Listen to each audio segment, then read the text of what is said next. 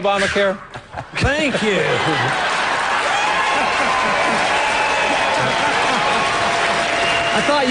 I thought maybe you were prejudiced against doctors and a doctor that practiced medicine in the military or something. No, I want to address the question. The gentleman asked whether he thinks we can repeal Obamacare. Theoretically, we can. The likelihood isn't all that good. We can diminish some of the effect, but I'm more concerned about a bigger picture of what's happening, and that is government involvement in medicine. I had the privilege of practicing medicine in the early 60s before we had any government. And it worked rather well, and there was nobody out in the street suffering with no medical care.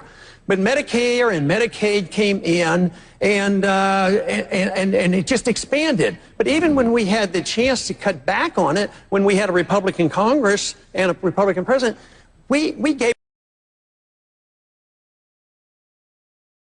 even prescription drug programs. Senator Santorum supported it. You know, that's expanding the government. So it's endless, and most of them are bankrupt. Prescription drugs, they're not going to be financed. Medicare is not financeable. Medicaid's in trouble. But nobody talks about where the money's going to come from. Now, even in my budget proposal, which is very, very tough because I'm going to cut $1 trillion the first year, but I try to really, even though these programs should have never started, but a lot of people are dependent on, I want to try to protect the people who are dependent on medical care. Now, where does the money come? My suggestion is look at some of the overseas spending that we don't need to be doing.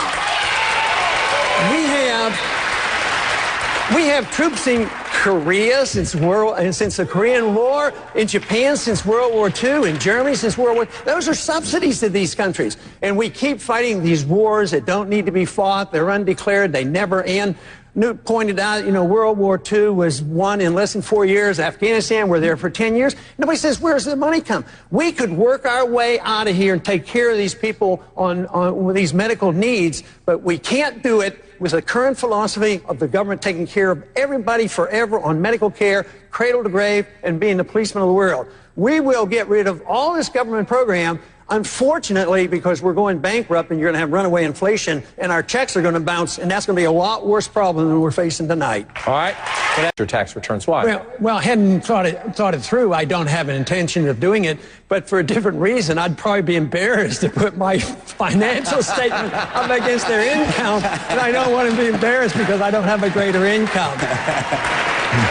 Now, I mean, it may come to that, but right now I have no intention of doing that. I think with our financial statements, congressional financial statements, I think you know more about me than I know about myself. That's how my wife found out so much about what we were doing, you know, from my financial statement. Now, I don't think people need that because nobody's challenging me because I have no conflict of interest, and I don't even talk to lobbyists, and I don't take that kind of money. So there's no conflict. All right. Governor Romney? You have to create the right conditions to bring these companies back, and they have to bring their capital back and shouldn't be taxed.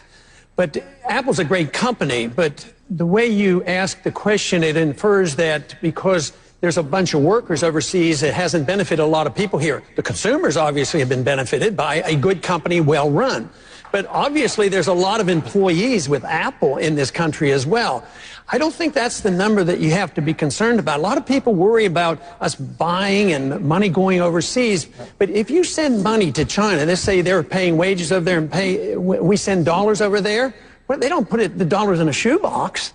They have to spend those dollars. Unfortunately, they're buying our debt and perpetuating our consumerism here and our debt here. But immediately there's a benefit to us because those dollars come back. But also when you get products, if they're buying products cheaper over there, let's say the computer cost $100 instead of $1,000. Well, the person's just saved $900. That helps the economy. That $900 stays in that person's pocket. So whether it's shoes or a computer, so we shouldn't be frightened about trade or sending money on, but we have to look at the reason why they're doing this. I mean, even the car companies, there's obviously a problem with car companies here. They're in bigger trouble, and we had to bail them out. But there are foreign companies that build cars in this country and they make a living out of it. So it's more complex than that, but we have to do whatever we can. I think the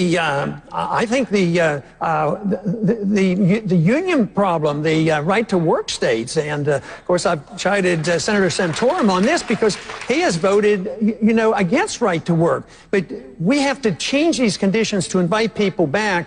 But believe me, the regulations and the fact that we are the issuer of the reserve currency of the world is a real temporary blessing for us because it's easy for us to export our money. That's unfortunately our greatest export, and they're still taking our money. Soon, though, they're going to quit, and this whole ball game is going to end, and we better get prepared for it. He mentioned you, Senator Santorum. Go ahead, quickly. Congressman Paul knows, because we've talked about this before, I've already signed a pledge and said I would sign a national right-to-work bill. And when I was a senator from Pennsylvania, which is a state that does not a right-to-work state, the state made a decision not to be right-to-work, and I wasn't going to go to Washington and overturn that from the federal government and do that to the state. That's a very different position. Quickly, sir. Yeah, the response should be yes. I understand that. That's the way politics works. You voted the way you thought was best. Representative government. Yeah, for your state. But as president, are you going to represent South Carolina or Pennsylvania? That's really the question. Well, maybe you didn't hear what I said. I said I would support a national. Think of any one thing that I would do differently, but I would continue to do what I'm always trying to do. One thing that I believe about a free society is it provides the opportunity for us to work for our own virtue and excellence. And in campaigning, I think I can still learn a lot about becoming a better deliverer of a message. And the conviction I have, but I think if I spoke a little slower and made more conviction, that I could do a better job. So I think in general, I will continue to work on delivering a message, which I think is a great message. All right, gentlemen, thank you. If I hired an illegal immigrant, say, to clean my home, should I be prosecuted for doing that? I don't believe you should be, because I think those laws are misdirected. That makes you the policeman, or the businessman the policeman, or the Catholic Church the policeman if they do anything to help an illegal immigrant. It should be the law enforcers, and that is the border guards and the federal government's in charge of immigration. So no, I don't agree with those laws, but that doesn't mean that I'm soft in the issue of illegal immigration. Illegal, I can't imagine anybody standing up here and saying, oh, I'm for illegal immigration. We're all against illegal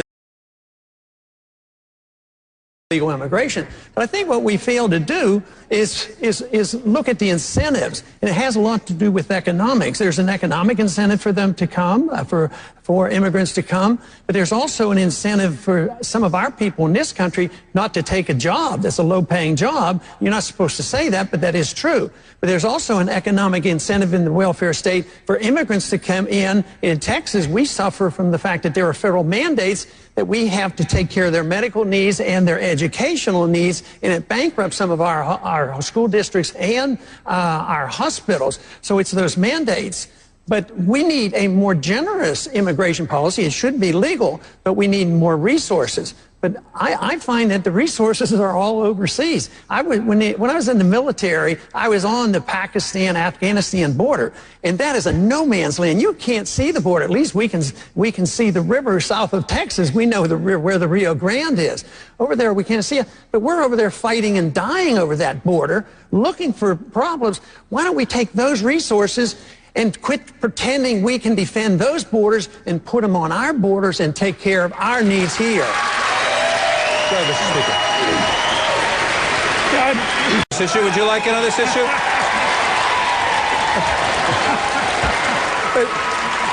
But John, once again, it's a medical subject, and I'm a doctor, you know. No, I do want to make a couple comments, because I can remember the very early years studying obstetrics, and I was told, and it was before the age of abortion, and I was told, taking care of a woman that's pregnant, you have 2 patients. And I think that solves a lot of the problem about, you know, when life begins and all. But I also experienced a time later on in my training in the 1960s when the culture was changing. The Vietnam War was going on, the drugs were there, and pornography came in, and abortion became prevalent even though it was illegal. So the morality of the country changed, but then the law followed up. When the morality changed, it will reflect on the laws. The law is very important. We should have these laws, but law will not correct the basic problem, and that's the morality of the people that we must do. Now, just very, very briefly, I want to talk a little bit about that funding, because the flaw there is if you send funding out and you say, well, you can have it for birth control but not for abortion, all funds are fungible. Even funds that go to any hospital, if you say, well, it's not for birth control and it's not for Planned Parenthood, it's not for abortion, if you send it to the hospital, they can still use that money. This is an indictment of government-run medicine because you never can sort that all out. You need the government out of that business, or you always argue over who's paying what bills. Very quickly, Senator. I think that was directed at me, and so I would just say this. Congressman Paul has a national right to life voting record of 50%, which is pretty much what Harry Reid's national right to life voting record is. So to go out and say that, you know, you're someone who stands up for the right to life, you repeatedly vote against bills on a federal level to promote the right to life, and you say that this is an individual personal decision or state decision. Life should be protected, and you should have the willingness to stand up on a federal level, on any level of government, and protect what our our Declaration protects, which is the right of our Creator to life, and that is a federal issue, not a state issue. Quickly, sir. Well, just for the record, I wasn't even thinking about you when I was giving my statement, so you are overly sensitive.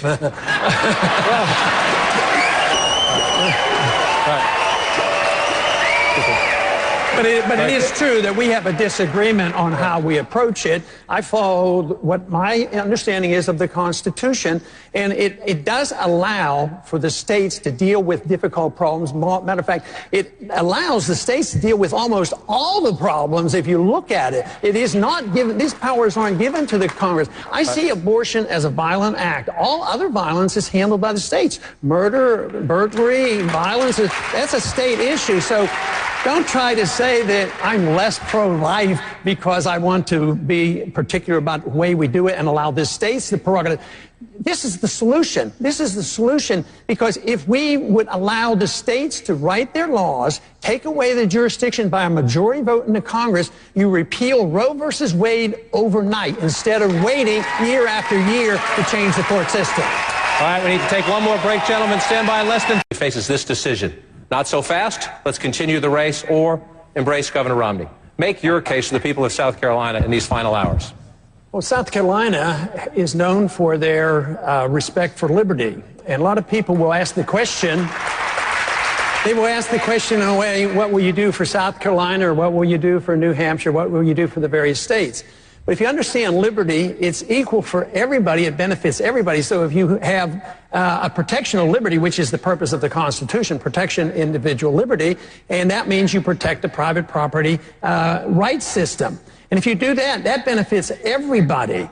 And this is what we have to do, is convince people that we can bring people together with the understanding of what those beliefs were that made America great. And it is freedom. It isn't this continued spending money and debt. This is the reason we're in a mountain of debt, and we have to deal with it. We really never even got around to talking about that tonight. And one of my very modest proposals, is in the one first year, cut $1 trillion out of the budget to get started. Because the debt bubble is the great burden. It's a burden to all of us. And as I mentioned earlier, these programs are going to go down if we don't get our budget under control. And we have to be willing to look at overseas spending and all of the entitlement system here in this country. Mr. Speaker.